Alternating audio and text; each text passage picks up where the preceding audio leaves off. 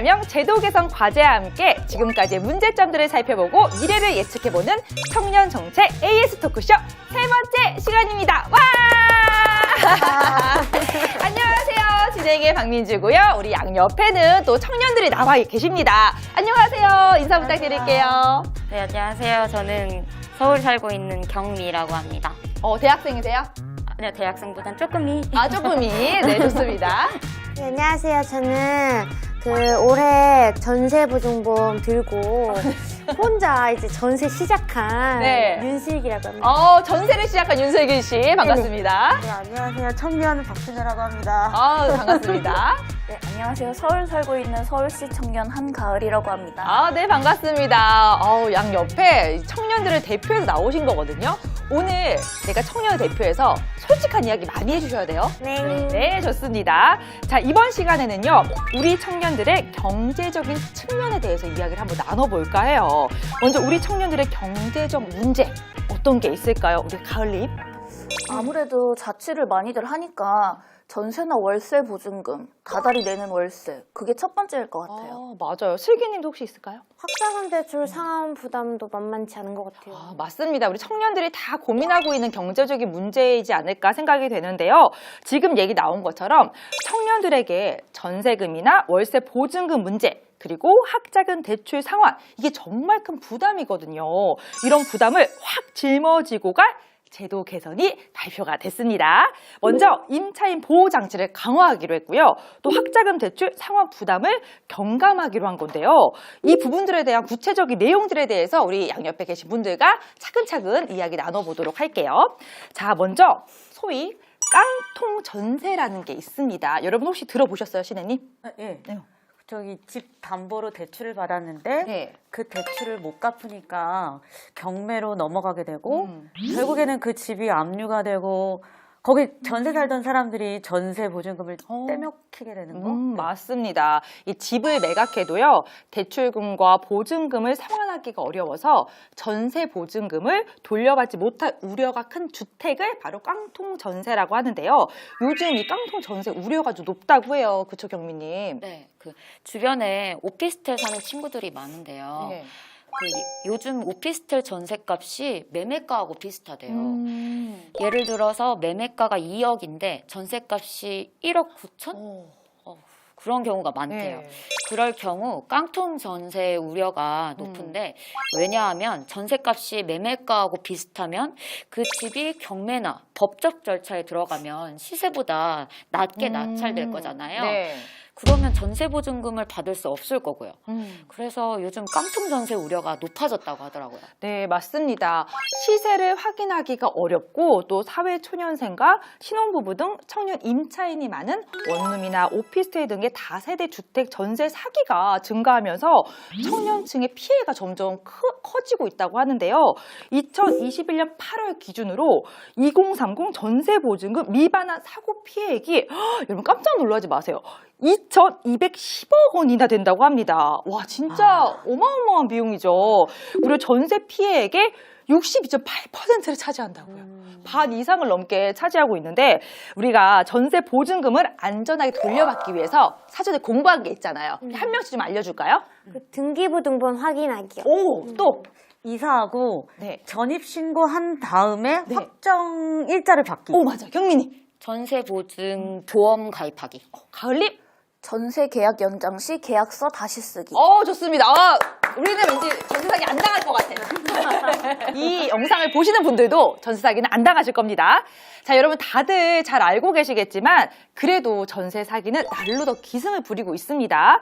그로 인한 청년층 피해도 점점 커지고 있으니까요. 이번에 청년 임차인 보호 장치를 강화하기로 한 건데요. 먼저 공인중개사법 시행령을 개정해서 손해배상 책임 금액을 2배로 상향하기로 했고 또 지자체와 연계해서 중개 의무 이행 여부 집중 점검을 실시하기로 했습니다. 또 주택도시보증공사 전세 보증금 반환 보증 보증료를 지속적으로 인하하고 전세 사기 예방 캠페인을 추진하기로 했습니다. 자, 이런 조치에 대해서 혹시 우리 가을님 어떤 생각 갖고 계세요? 전세 보증금 반환 보증 보증료 인하한다는 게 기획서 들어오네요. 안 들어오는 것 같은데.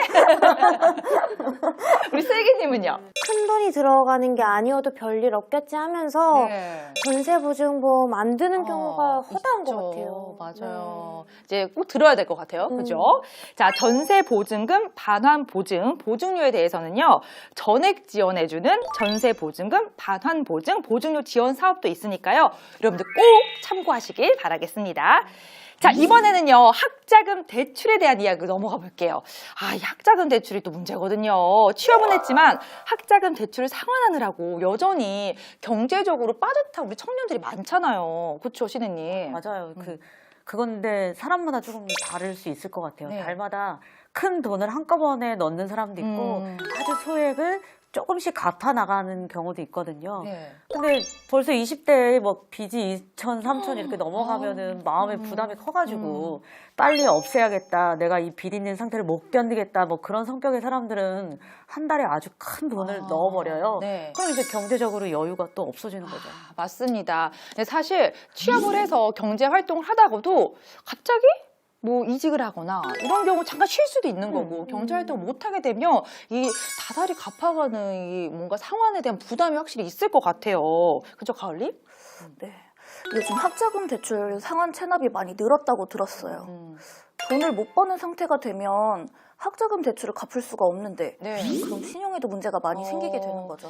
그럼 진짜 걱정될 것 같아요, 슬기님. 그죠? 네, 그 돈이 없는 것도 문제고 신용이 떨어지는 것도 문제지만 그런 것들로 인해서 늘 전전긍긍하는 게 마음은 지옥이고 뭐 눈 뜨면은 돈부터 생각해야 되고 뭐 그런 문제가 다 심각한 것 같아요. 맞아요. 심리적인 압박이 진짜 클 것 같은데요. 그래서 앞으로는 학자금 대출 체납이 발생했을 때 당사자의 상환 능력을 먼저 확인해서 복잡한 실청 절차 없이 상환을 유예하도록 지원을 하기로 했습니다. 자, 체납 발생 즉시 국세청과 교육부가 신속하게 정보를 공유해서요. 대출자 현재 상환 능력을 먼저 확인하고 당사자가 별도로 신청을 하지 않아도 직권으로 상환 유예를 지원하기로 한 거죠. 이 상환 유예가 필요한데도 정보 부족이나 복잡한 절차 그리고 개인 사정 등으로 신청을 하지 못하는 사례를 개선하기로 한 겁니다. 자, 이런 제도 개선 정말 큰 도움 될 것 같은데요. 그렇죠? 아니 복잡한 신청도 없이 상환을 밀어주면 진짜 좋을 것 같아요. 그렇죠. 네. 내가 연락하지 않아도 먼저 알아서 밀어준다니까. 지금까지 그렇게 적극적인 제도는 없지 않았어요? 이런 얘기는 정말 많은 사람들이 알게 해서 네. 지금 힘들어하는 사람들한테 빨리 좀 희망을 주면 좋겠어요. 맞습니다. 이번 제도가 앞으로 더욱더 많은 분들에게 희망을 주리라 생각이 됩니다. 자, 여기서 좋은 소식 한 가지 제가 더 알려드릴게요. 청년 주택 중 선호도가 높은 전세 임대주택, 임대인을 위한 제도가 개선이 됩니다. 세입자의 편리한 주택 물색을 위해서 전세 임대 계약이 가능한 주택을 온라인 플랫폼을 통해 제공을 하고요.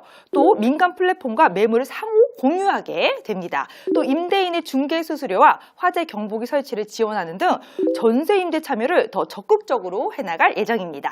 또 산당 근로청년의 행복주택 입주 기회가 확대가 됩니다. 자, 행복주택 입주자 선정 후에 공실이 발생했을 때 입주 자격을요, 도시근로자 월평균 소득의 100%에서 150%로 완화를 해서 산단지역 근로청년이 입주할 수 있도록 개선을 합니다. 너무 좋은 소식인 것 같아요. 자, 꿈을 향해 뜨겁게 달려가야 하는 청년 시기입니다. 경제적 문제로 고통 속에 있었던 많은 분들에게 오늘 내용이 희망과 위안으로 다가갔으면 좋겠습니다. 여러분, 좋아요, 구독, 또 알림 설정 잊지 마시고요. 저희는 더 유익한 내용으로 찾아오도록 하겠습니다. 감사합니다.